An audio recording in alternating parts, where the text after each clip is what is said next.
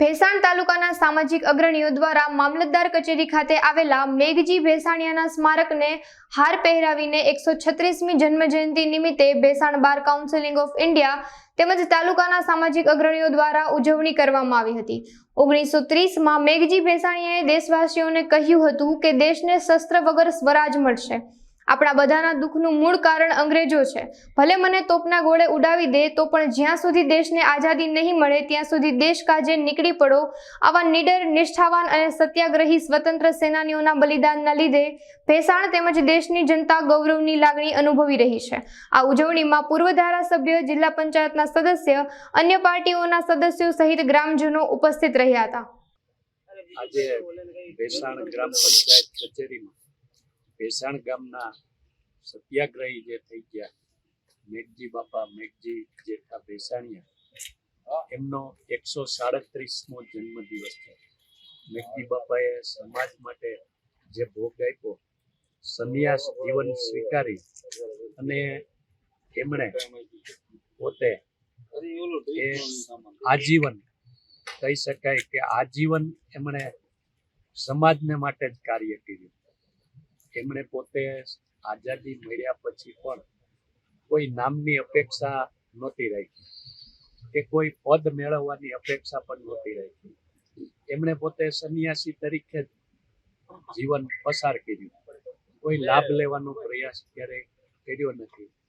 આવા અમારા ભેસાણ ગામના ગૌરવરૂપ જે સત્યાગ્રહી એની 137મી આજે જે જન્મ જયંતિ છે, એ જન્મ જયંતિ નિમિત્તે એમને યાદ કરવા માટે, એમને સ્મરણના 2 પુષ્પો ચડાવવા માટે સમસ્ત ગ્રામજનો અને અમારા વિસ્તારના જે ધારાસભ્ય ભાઈ ભાયાણી એ બધા આજે મળ્યા અને જન્મદિવસની જે ઉજવણી છે। આજ રોજ આપણા આઝાદ ભારતના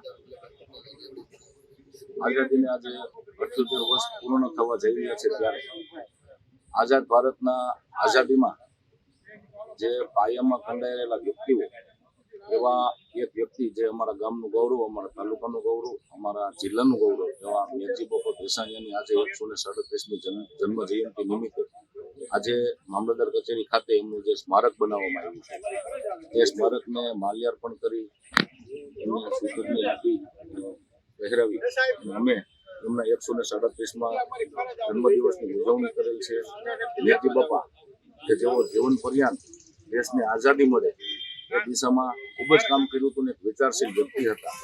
તેઓ એક અસ્પૃશ્યતામાં પણ માનતા નહોતા અને ખાસ કરીને રાષ્ટ્રભક્તિ કોને કહેવાય એનો એક નમૂનો કે જે અમારા માટે ખૂબ જ મોટું ગૌરવ છે।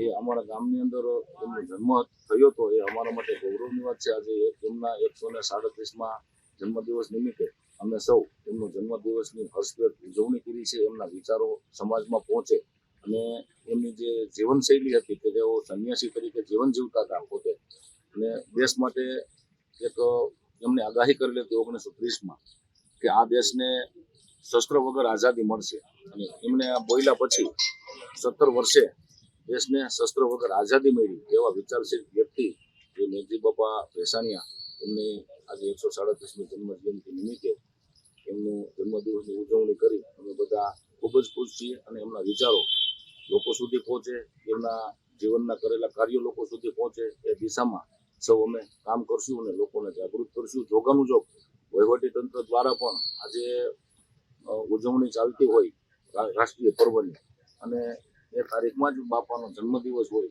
તો એક સાથે એક આમ હર્ષ અને ખુશી અમને મળી છે। એ બદલ અમે બધા ખુશ છીએ। વંદે માતરમ, ભારત માતા।